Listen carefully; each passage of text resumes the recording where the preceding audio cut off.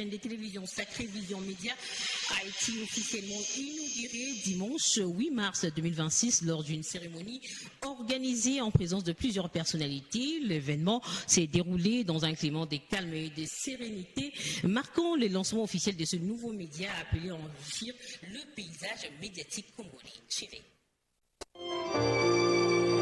Au cœur du quartier Pigeon dans la commune de Ngaliema, émettra désormais une nouvelle chaîne de télévision, Sacré Vision TV. Son inauguration a coïncidé avec la journée dédiée à la femme, énième télévision dans l'espace médiatique congolais, mais qui apporte une touche particulière. Sacré Vision TV va rimer avec professionnalisme, rigueur et qualité, d'où son slogan Canal Pro. Avec une équipe pleine de qualité, coachée par son directeur général Crispin Chibassou, Sacré Vision TV vient avec une valeur ajoutée dans l'espace médiatique congolais. Les invités à cette cérémonie n'ont pu cacher leur émotion. Alain, il a donné un talent, à l'autre deux, à une autre personne 3, 4, ainsi va la vie. C'est alors que, aussitôt, j'ai découvert Crispin Chibassou. Au début, je le sous-estimais un peu, il faut être franc, parce que je l'ai connu en tant que journaliste à Télé 50, et nos femmes sont devenues tellement sont sœurs en fait. Nos femmes sont sœurs par la vie. On est devenus très familiers, nos enfants se côtoient, les familles se côtoient. Et je le voyais qu'avec une casquette journalistique. Et aussitôt, je le vois gratter à la guitare. Moi, je suis artiste du Beaux-Arts. Je le regardais sous un œil un peu réservé. Je dis, mais qu'est-ce qu'il veut encore celui-là? Et parfois, on était à Bandal, nos soirées comme ça, fortuites. On buvait, on prenait un pot, et voilà, le monsieur qui grattait à la guitare, je tiens, et la voix qui se dégageait, mais qu'est-ce qui se passe là? D'où le deuxième talent de Crispin Chibassou. À part le journalisme, voilà la musique. Et après, ça viendra un festival. Je me dis, monsieur, il est audacieux ou quoi là? Qu'est-ce qui se passe? Et il ne cesse de nous surprendre. Travailler est la suite d'une réflexion et d'un temps pris pour s'y mettre. C'est ce que Crispin. Il m'a posé une seule question. Est-ce que tu fais partie de la cellule de communication? Je lui dis non.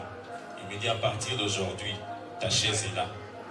Je veux que tu travailles avec nous. Et durant 7 ans, j'ai été son collaborateur.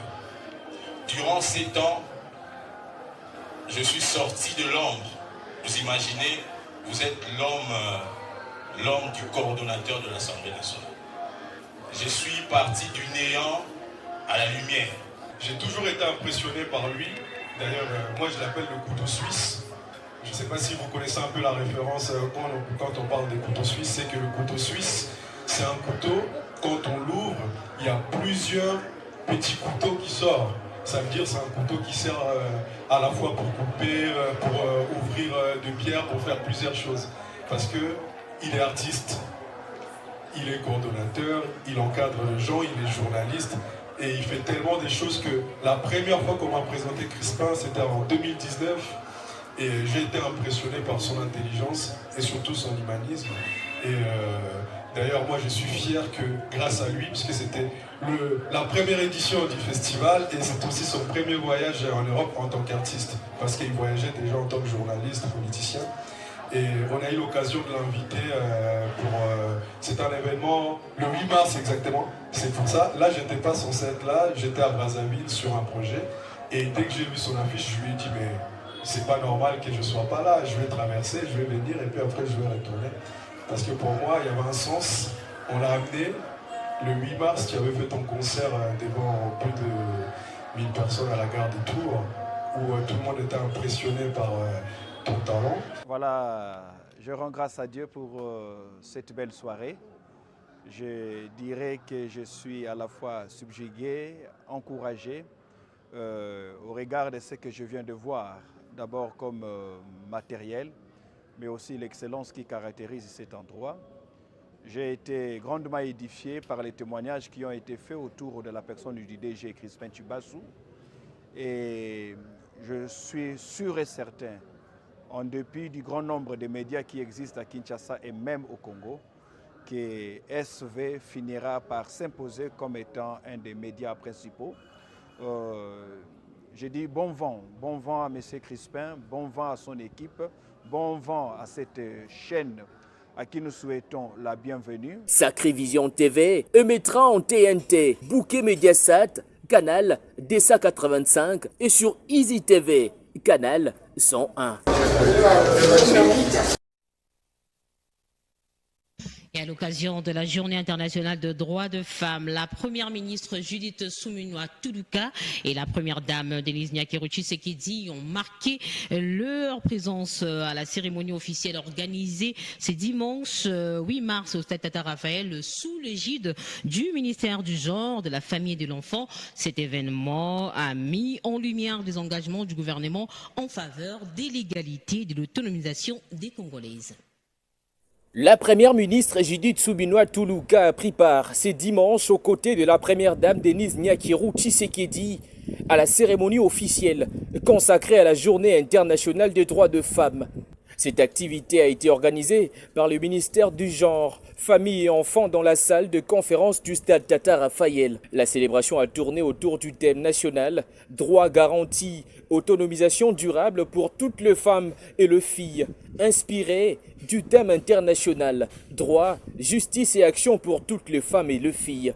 En ce mois dédié aux droits des femmes, la République démocratique du Congo réaffirme avec force son engagement en faveur de la promotion et de la protection des droits des femmes, érigés aujourd'hui en véritable priorité nationale. Cet engagement, porté au plus haut niveau par son Excellence M. Félix-Antoine Tshisekedi Tshilombo, Président de la République, chef de l'État et champion de la masculinité positive. Ces grands rassemblements ont réuni de femmes venues des différents coins de la capitale. Parmi elles, figuraient de femmes politiques, des représentants de la société civile, de maraîchères, de femmes issues de confessions religieuses, ainsi que des membres de plusieurs organisations féminines. Instaurée par les Nations Unies, la journée du 8 mars constitue un moment de mobilisation mondiale visant à promouvoir les droits de femmes. Instaurée par les Nations Unies, la journée du 8 mars constitue un moment de mobilisation mondiale visant à promouvoir les droits de femmes et à rappeler leur rôle essentiel dans le développement des nations. Le débat sur le changement de la Constitution s'amplifie en République démocratique du Congo. Ce dimanche 8 mars, devant ses membres, le deuxième vice-président de l'Assemblée nationale, Christophe Mbosso Kodiampwanga, a affirmé la nécessité du changement de la Constitution. Pour lui, rien ne peut s'opposer à cette démarche. En marge de la célébration de la Journée mondiale de droits de la femme célébrée le 8 mars 2026, les femmes du parti politique CDR se sont retrouvées au Vélodrome de Kinshasa. À l'occasion de cette journée, le deuxième vice-président de la Chambre basse du Parlement congolais, Christophe Mbosso Kodiampwanga, s'est penché sur les enjeux politiques de l'heure caractérisés par le débat sur le changement de la Constitution. Pour l'ancien président de l'Assemblée nationale, rien ne devrait s'opposer au changement de la Constitution. Constitution tozanango nazalaka esika bakomaka constitution wana bato na oge babande koswana constitution ye moko alobi nga boko kochange ngai eza bongo te ye moko article 218 ye moko constitution alobi boko kochange ngai eloko tochangeaka te bible aloba nzambe tochangeaka yango te mais oyo ngai nalobi na bino ke ntango basalaki yango nga mpe nazalaki nalobi ezala lelo ezala lobi nazala te soko nakufi nasengi bino bandeko na ngai bobatela tino nalobaka bongo te tala président Tshisekedi mikolo nyonso aza kotambola mpo na nini akotambola aza kotambola akotela na bakonzi ya mikolo ya bamboka mosusu mpo akimia ezonga na ese bandeko na biso bakokufa bato mosusu baza koyeba te mpo na nini président aza kotambola lelo mingi bakomprendre. Initiateur de cette matinée, Samuel Mbemba Kabouya, ministre des Droits humains, a sensibilisé le membre de la CDR sur le processus de l'autonomisation de la femme et donné son opinion sur le changement ou pas de la Constitution.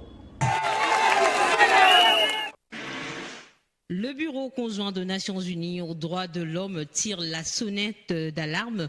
1534 victimes de violences sexuelles liées au conflit ont été recensées en 2025. Véritable épicentre de cette barbarie, la province du Nord et du Sud Kivu concentre en elle seule près de 80% de cas entre esclavage sexuel imposé par le groupe armé et naissance issue de viol. Les rapports dénoncent une stratégie systématique visant à briser les populations civiles dans l'est de la République démocratique du Congo.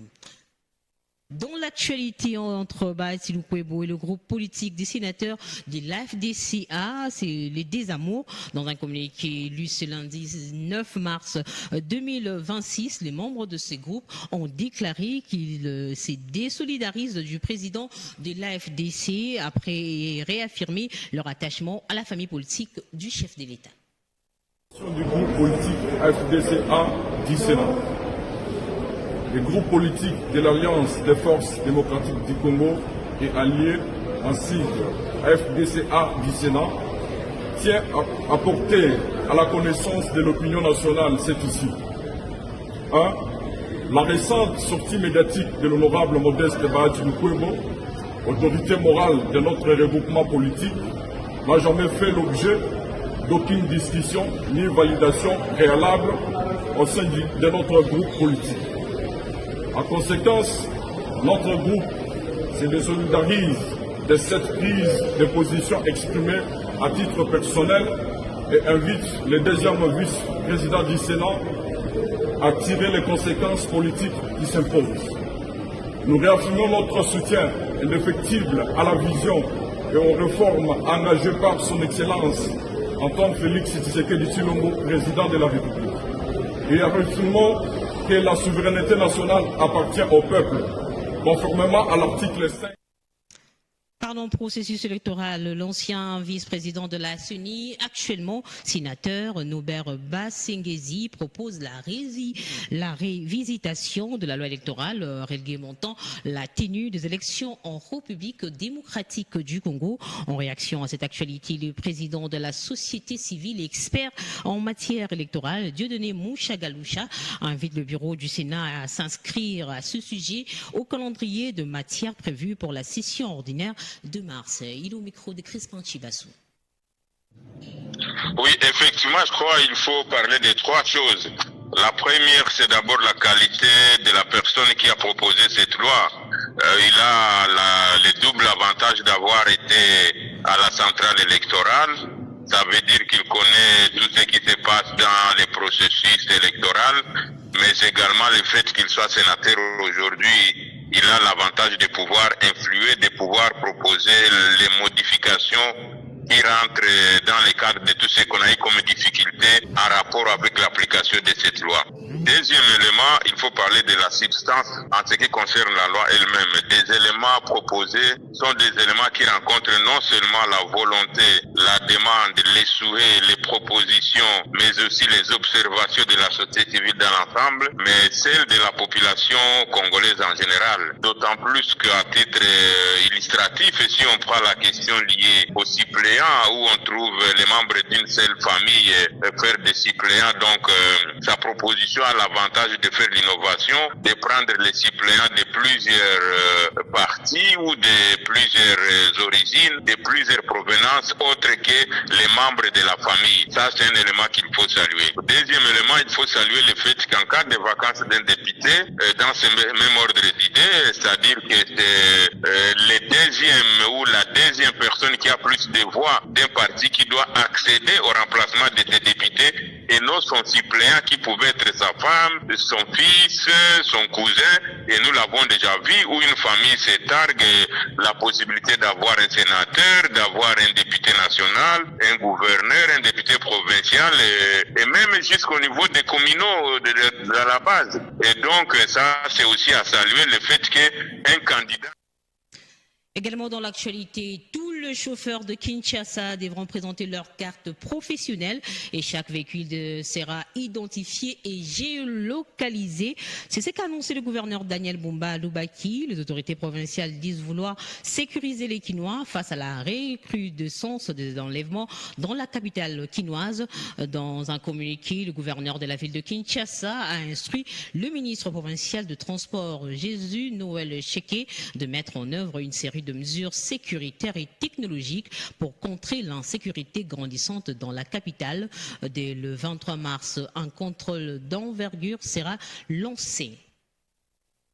L'actualité en dehors de nos frontières, le Kenya est en deuil après un week-end des déluges de violentes pluies torrentielles déclenchées vendredi ont provoqué de crues soudaines et des inondations dévastatrices à travers le pays. Selon un nouveau bilan officiel publié par le gouvernement, la tragédie a déjà coûté la vie à 42 personnes, un chiffre qui a presque doublé par rapport aux premières estimations. On va en sport. Le derby louchois a tourné au vinaigre ce dimanche 8 mars lors de la rencontre entre le tout-puissant Mazembe opposant le Saint-Éloi Lupopo. Les supporters ont posé des actes de vandalisme. Bilan, plusieurs sièges du stade Kamalundo ont été arrachés et les véhicules de privés saccagés. L'unique stade homologué par la FIFA a subi des dégâts matériels très importants. Suivez. Le seul stade homologué du pays, le temple des Badiangwena, entre du TP Mazembe, a été la cible d'actes de vandalisme ce 8 mars 2026 lors du derby face au FC Saint-Éloi Lupopo. Le bilan est lourd, plus de 500 sièges arrachés et déboulonnés, des installations endommagées, des véhicules caillassés et un stade pris pour cible par des groupes de supporters agissant comme des véritables hooligans. Le temple des Badiangwena a ainsi été le théâtre des scènes de violence rares dans le football congolais. Avant même le coup d'envoi, des supporters du FC Saint-Éloi Lupopo tentent de forcer l'accès à la zone neutre, créant une première tension autour du terrain. À 3 reprises, l'homme au sifflet devra interrompre le jeu pour calmer les esprits et signaler la situation au 4e arbitre. Mais le pire restait à venir. La mi-temps intervient dans un climat de tension et d'inquiétude. Dans les tribunes, l'atmosphère devient de plus en plus hostile. Pendant la pause, avant même la reprise, certains supporters du FC Saint-Éloi Lupopo envahissent l'aire de jeu pour se livrer à des pratiques fétichistes, provoquant une intrusion sur la pelouse. Les forces de sécurité tentent alors de sécuriser le terrain, mais la situation dégénère rapidement. Des images choquantes montrent des supporters déboulonnant et jetant des sièges dans tous les sens. Le bus du TP Mazembe stationné à l'arrière est vandalisé. Au moment du retour des vestiaires, les choses deviennent de plus en plus incontrôlables. Aux abords du stade, des fans tentent de protéger l'enceinte. Des véhicules des particuliers sont également caillassés. Même la statue du crocodile, symbole du club, n'a pas été épargnée. Ce chapitre, le derby louchois entre le tout-puissant Mazembe, disputé dimanche 8 mars 2026 au stade Kamalundo à Lubumbashi, dans le cadre de la Lina Foot Ligue 1, vous le savez, a été interrompu à la mi-temps à la suite de violents incidents entre supporters, alors que le score était de 0-0. Des affrontements dans les tribunes ont plongé le stade dans les chaos, contraignant les officiels à suspendre définitivement la rencontre.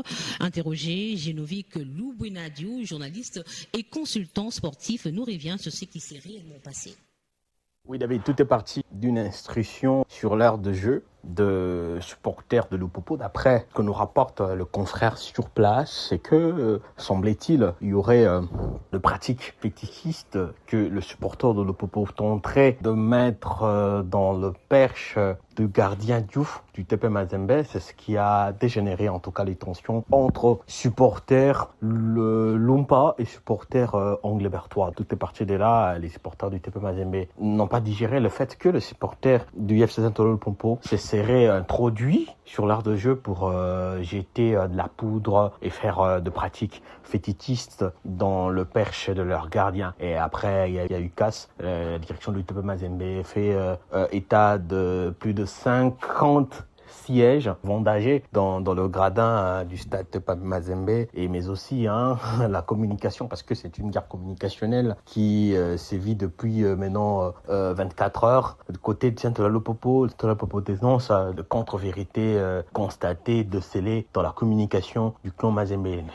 Quand le clan Lupopo dit que voilà, ça serait pas le cas, ce serait les supporters de Mazembe qui auraient cassé leur stade pour essayer de faire porter le chapeau à leurs supporters. Mais les images, il y a ces images qui étayent noir sur blanc. Comment est-ce que le supporter du FC Saint-Olo Lupopo est en train de blasphémer, si je peux appeler ça comme ça, suyer le temple, le patrimoine du TP Mazembe, arrachant même le crocodile qui symbolise pratiquement l'âme du club. Ce journal a été réalisé par l'ensemble de la rédaction. Merci à vous de l'avoir suivi. L'info reste en continu sur la www.sbtv.com.